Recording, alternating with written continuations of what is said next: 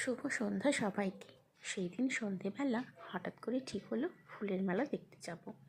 যদিও সকাল থেকে কিছুই ঠিক ছিল না, বেরোতে ইচ্ছেও করছিল না, কিন্তু তারপর মনে হলো প্রত্যেক বছরই তো যাই, তাহলে যাই, এবছরও কেন মিস করব, মেলাটা দেখেই আসি। এই বলে মেয়েকে নিয়ে বেরিয়ে পড়লাম।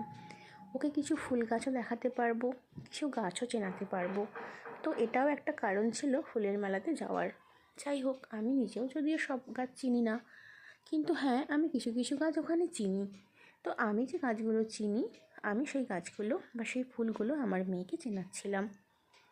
কী অপূর্ব সুন্দর না ফুলগুলো!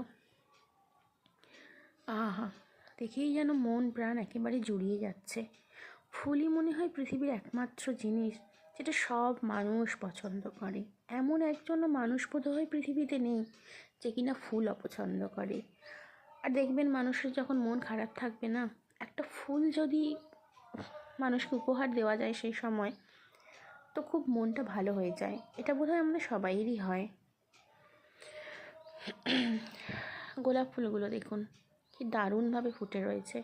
আচ্ছা, আমাদের বাড়িতেও তো গোলাপ ফুলের গাছ রয়েছে, কখনো তো এরকম ঝাঁকে ঝাঁকে আমরা ফুল ফোটাতে পারিনি।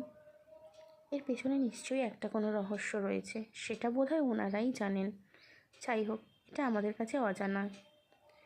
তো ফুল মেলা থেকে বেরিয়ে আমার একটু চা খেতে ইচ্ছে করছিল, আমার গলাটা ভীষণ ব্যথা করছিল বলে।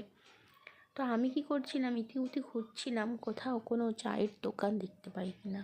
খুঁজতে খুঁজতে দেখতে পেলাম দূরে একটি চায়ের দোকান রয়েছে। ওখানে গিয়ে 2 কাপ চায়ের অর্ডার দিলাম।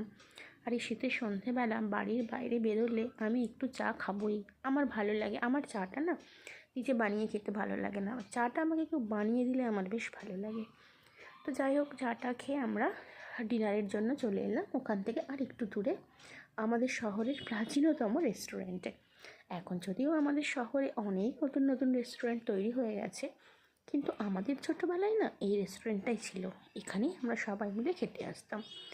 এটার সাথে আমাদের ছোটোবেলার অনেক স্মৃতি জড়িয়ে রয়েছে। আগে আমরা আসতাম আমাদের মা বাবার সাথে, এখন আবার আমাদের মেয়েরা আসছে তাদের বাবা মায়েদের সাথে। তো যাই হোক, খাওয়া দাওয়া হয়ে গেল, এবার আমরা বাড়ির উদ্দেশ্যে রওনা দিলাম। যে পথ দিয়ে এসেছিলাম সেই পথ দিয়ে আবার আমাদের বাড়িটা ফিরে যেতে হতো। রাস্তার দুধারে দেখুন কত রকমের দোকান বসে গেছে। যাই হোক, আজ তাহলে এ পর্যন্তই। সবাই ভালো থাকুন। শুভরাত্রি।